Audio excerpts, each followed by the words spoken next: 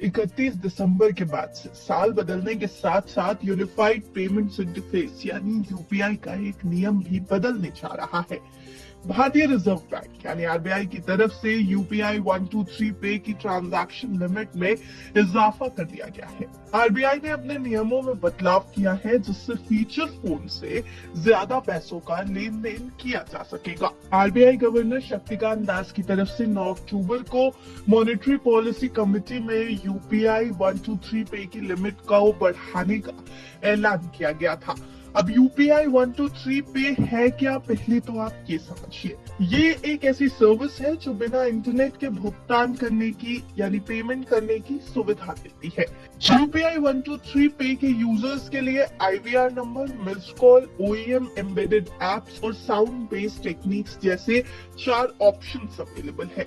बिना इंटरनेट के पेमेंट करने की सुविधा मिलती है। National payment corporation of India ने इस नियम को लागू करने के लिए डेडलाइन जारी कर दी है और 1 जनवरी 2025 से यूजर्स की सेफ्टी को ध्यान में रखते हुए इसमें कई और फीचर्स को ऐड ऑन किया जाएगा। इसके साथ ही 1 जनवरी 2025 से यूपीआई के नए नियम भी लागू हो जाएंगे।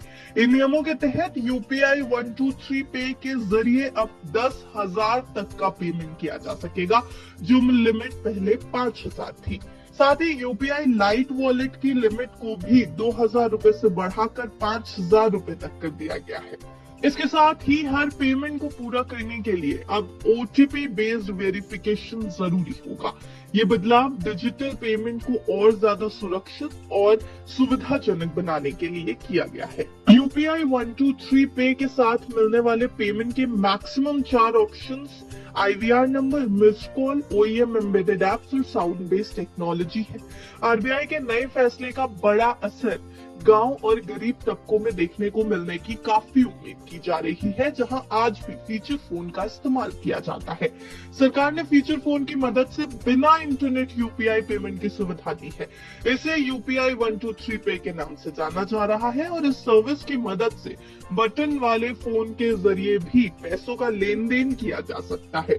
इसके लिए फोन में इंटरनेट का होना भी जरूरी नहीं है और आरबीआई का मानना है कि इस नए फैसले से यूपीआई पेमेंट में उछाल देखा जा सकता है, यानी डिजिटल पेमेंट की तरफ कई लोग अट्रैक्ट हो सकते हैं। आपको क्या करना है यूपीआई 123 पे के जरिए, जिसके जरिए आप बिना इंटरनेट के अपना ट्रांसफर कर सकें? चलिए आपको सारे स्टेप्स हम बताते हैं। यूपीआई 123 पे सर्विस के लिए यूजर्स को सबसे पहले अपने फोन पर 99# डायल करना होगा। फिर यूजर्स को अपने फीचर फोन में 1 का ऑप्शन सिलेक्ट करना होगा, यानी 1 नंबर की दबानी होगी। इसके बाद आपको लेन देन टाइप को सिलेक्ट करना होगा और फिर आपको जिस यूपीआई आईडी पर पैसे भेजने हैं उसकी यूपीआई आईडी को दर्ज करना होगा। साथ ही फोन नंबर या बैंक अकाउंट नंबर को दर्ज करना होगा। फिर आपको जिस यूपीआई आईडी पर पैसे भेजने हैं उसकी यूपीआई आईडी दर्ज होगी।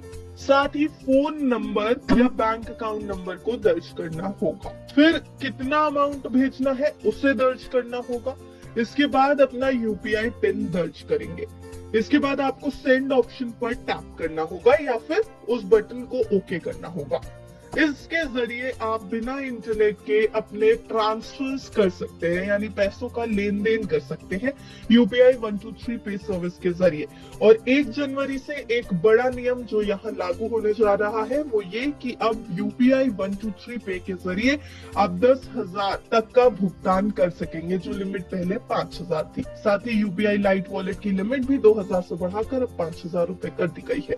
आपको सरकार का ये फैसला कैसा लग रहा है और हमारी इस रिपोर्ट पर आपका क्या कुछ कहना है, हमें कमेंट बॉक्स में जरूर बताएं। ब्यूरो रिपोर्ट, विस्तार।